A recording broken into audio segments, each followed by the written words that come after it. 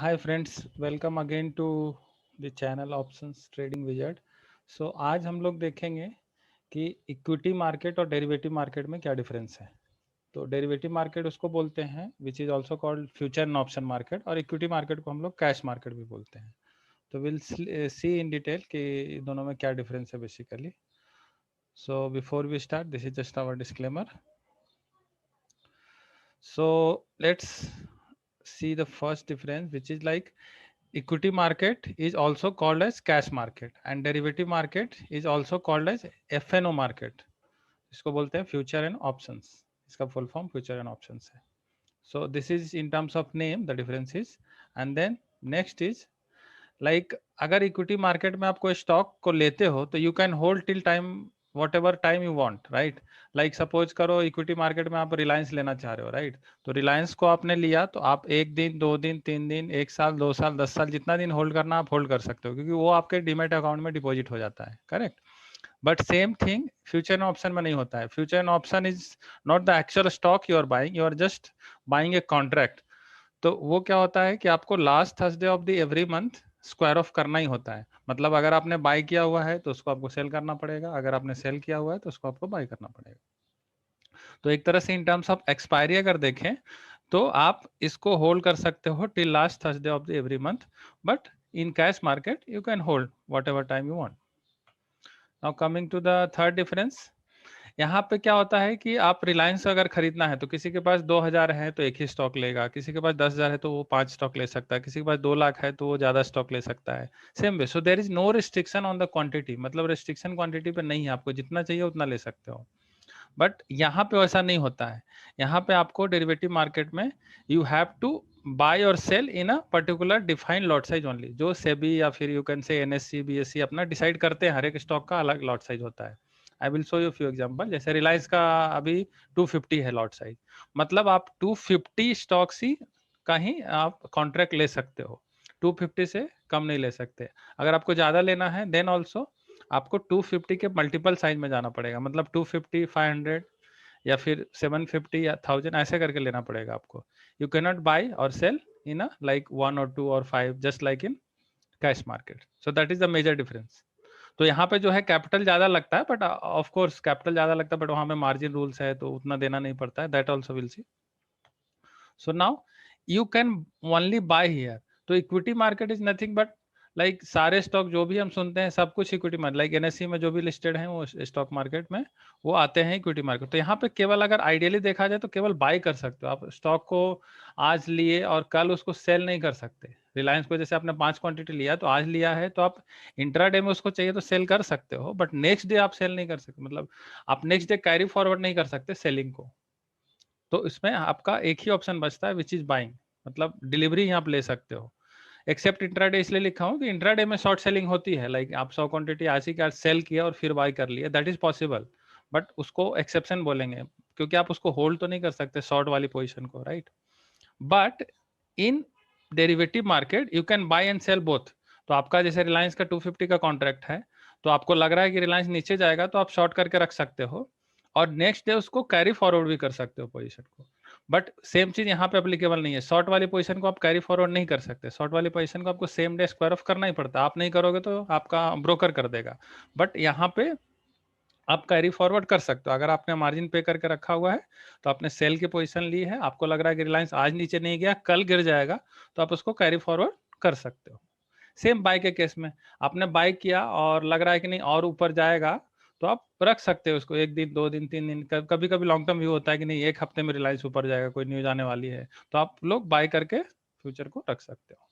तो यहाँ पे हमारे पास दोनों ऑप्शन है, दोनों ऑप्शन लेके और हम लोग उसको होल्ड भी कर सकते हैं. बट कब तक होल्ड कर सकते हैं?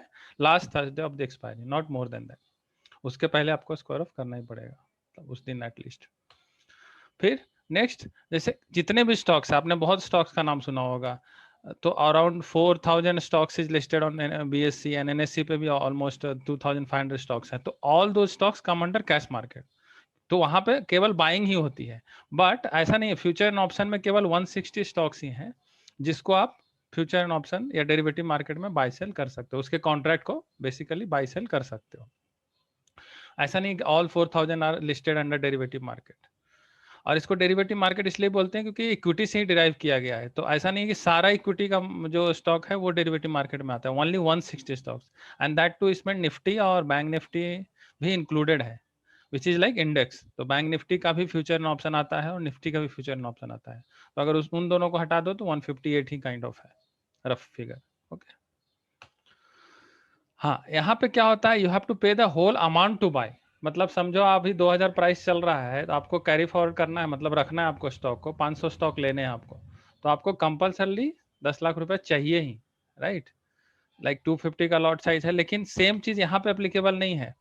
You can just buy and sell by just paying the margin money. समझो आपका 250 का लॉट साइज है, मतलब 7 ऑलमोस्ट समझ लो आपका 250 का लॉट साइज है, तो 5 लाख का कॉन्ट्रैक्ट साइज हो गया, क्योंकि रिलायंस का प्राइस ऑलमोस्ट 2000 चल रहा है, राइट। 2000 into 250 is 5 lakhs। तो you don't have to pay 5 lakhs in order to buy and sell. आपको जस्ट वो 20%, कभी कभी 30% मार्जिन, मतलब almost you can pay 1.2 lakhs and you can hold that position for next day and then till next last Thursday of the every month। But यहाँ पे क्या है, आपको पूरा का पूरा 5 लाख देना ही पड़ेगा, क्योंकि 2000 रुपया प्राइस चल रहा है और 250 आपने स्टॉक लिया कैश मार्केट में, तो आपको 5 लाख पूरा आपके अकाउंट में होना चाहिए, then only you can place that order self. जबकि यहाँ पे आपका वही काम 1.25 लाख में हो जाएगा। And this is the basic reason behind everybody coming to the future and options market, क्योंकि यहाँ कम मार्जिन में ज्यादा चीजें मिल जाती है, इसीलिए लोग यहाँ पे आते हैं कि 5 लाख अगर आप कैश मार्केट में लोगे तो आपको 5 लाख देना पड़ेगा, और आप 1 महीने के अंदर निकालने वाले हो तो 5 लाख आपकी पूरी यहाँ पे इन्वेस्ट हो जाएगी। बट यहाँ पे सेम काम आप 1.25 लाख में भी कर सकते हो। अगर आपका व्यू अपर है तो आप बाय भी कर सकते हो, अगर आपका व्यू लाइक नीचे जाने का है तो सेल भी कर सकते हो। So that is the major advantage why people are coming to future and option market. हाँ, और यहाँ पे क्या होता है, be buy the actual shares, मतलब एक्चुअल में रिलायंस के शेयर हम लोग बाय करते हैं और वो नेक्स्ट डे T+2 डे में, नेक्स्ट टू नेक्स्ट डे में हमारे डीमेट अकाउंट में डिपॉजिट हो जाता है। But same case is not true for future and option. यहाँ पे क्या होता है कि हम लोग just buy and sell contract करते हैं, मतलब 250 का लॉट साइज का आपने कॉन्ट्रैक्ट बाय किया, और वो अगर ऊपर गया last Thursday of the month या बीच में भी कभी भी ऊपर गया, तो you can just release your, मतलब यू कैन सेल, अगर सेल कर रहे हो तो आप बाय कर सकते हो। तो यहाँ पे केवल कॉन्ट्रैक्ट बाय करते हैं, इसको हम डिटेल में समझेंगे what is exactly contract. But हाँ, यहाँ पे एक्चुअल शेयर बाय सेल नहीं होता है। यू कैन से कि यू आर जस्ट प्रॉमिसिंग कि नहीं, इसका अगर ऊपर जाएगा तो हम इतना पैसा देंगे, और अगर 250 स्टॉक्स है आपने लिया और 10 पॉइंट ऊपर चला गया तो आपको 2500 का फायदा होगा। तो मेन यहाँ पे फायदा इसलिए होता है, let me show you in the example also. So suppose देखो रिलायंस अप्रैल का फ्यूचर है, तो इफ यू गो हियर, देखो 250 का लॉट साइज है, 2000 अराउंड चल रहा है, तो आइडियली आपको देखो ओवरनाइट अगर फ्यूचर एंड ऑप्शन में लेते हो तो आपको ऑलमोस्ट 117 ही पे करना पड़ रहा है, मतलब almost 1.2 lakh. But same thing अगर आप रिलायंस का लेने जाओगे एक्चुअल स्टॉक, तो आपको अगर 250 है तो मतलब ऑलमोस्ट 5 लाख रुपए आपके अकाउंट में चाहिए, then only you can place this order. Otherwise वो बोल देगा कि आपके अकाउंट में पैसे नहीं है 5 लाख रुपए। So that is the major advantage, right. बट देखो अगर आपने यहाँ पे लिया और कल को 2034 में आपने अराउंड 2000 में लिया और कल 2100 हो गया, तो 2100 हो गया तो आपको फायदा पूरे 250 स्टॉक्स पे होगा, क्योंकि आपको 25,000 का फायदा होगा। और वो फायदा अगर एक्चुअल कैपिटल लगाई जाए तो 120 हुआ, नॉट 5 लाख। बट अगर सेम थिंग आप 5 लाख रुपीज का रिलायंस लेके रखे हो तब 100 पॉइंट गया, तो आपको 5 लाख पे 25,000 का प्रॉफिट होगा। लेकिन यहाँ पे 1,20,000 पे ही आपको 25,000 पे प्रॉफिट हुआ। तो ROI आप देखो तो यहाँ पे ऑलमोस्ट 20% है और वहां पे ROI 5% हुआ, इवन दो 5% का मूव आया रिलायंस में। So that is the major advantage, उसी के लिए लोग ऊपर फ्यूचर में आते हैं कि कम मार्जिन में काम हो जाता है।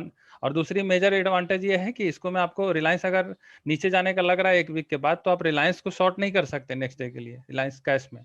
बट यहाँ पे तो आप रिलायंस फ्यूचर यहाँ पे बाय ना करके यहाँ पे जस्ट आप सेल कर सकते हो। तो सेल करोगे, अगर रिलायंस 100 पॉइंट नीचे चला गया, then also you are getting 25,000। So that is amazing, right. So that is why people are coming in future and option. और दैट टू 120 में आपको सेल भी करोगे तब भी आपकी मार्जिन 1,20,000 ही है, और जब बाय भी करते हो तब भी आपके मार्जिन 1,20,000 है। तो 100 पॉइंट नीचे गया, आपका व्यू सही हुआ, then also you will make money around 25,000 on 1,20,000। And same 100 point ऊपर गया तब भी आप 25,000 बनाओगे सेम, अगर आपका व्यू सही हुआ तो।